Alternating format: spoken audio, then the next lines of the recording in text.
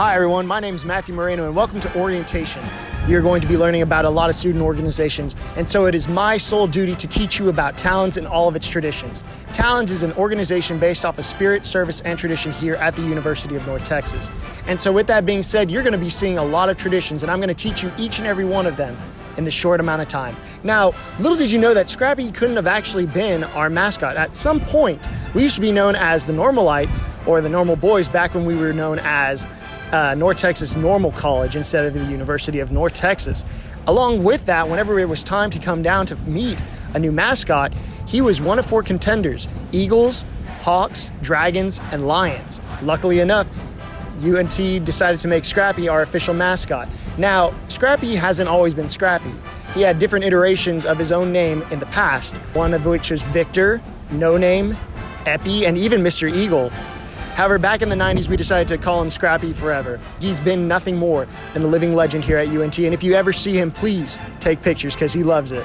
Now it's time for me to show you the history of the Mean Green nickname. It all originated from one man, Mean Joe Green. It all started in a 1967 Dallas Morning News article titled "Mean Green on the Loose," and ever since then it's been a second tagline for all Mean Green fans out there. What I have next for you is the Spirit Flags, and there have been two iterations of the Spirit Flags. That is in the 70s, the Flying Worm, and the second one is the North Texas Battle Flag.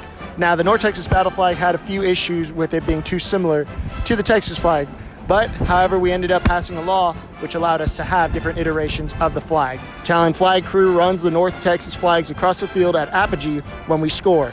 Right behind me is the site where one of the biggest events in all of the fall semester and the year in itself happens: bonfire.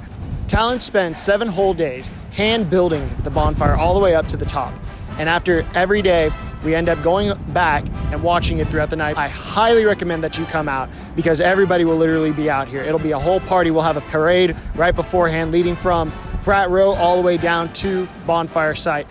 And as soon as the night hits, we just light the sucker up. And it's a spectacle for any UNT student, alumni, or parent. What we have in front of y'all today is Boomer the Cannon. Now, Boomer made his debut in the fall of 1970 during the football season at the time. He has been here ever since, and we absolutely love Boomer. He's here to signal off the beginning of the game, halftime, touchdowns, field goals, the end of game, and of course, special occasions. Boomer made a debut in the 1991 film Necessary Roughness. If you want to see Boomer in action, go to all the football games, and if you actually want to fire him, you'll have to join Talons. Here's a 1931 Ford Model A 2-door sedan donated to us by alumni Rex Cobble. Now, ever since then, Talons has been in charge of it, and we keep her out here in Boomer's barn. You'll always see the Model A during special occasion parades and at football games.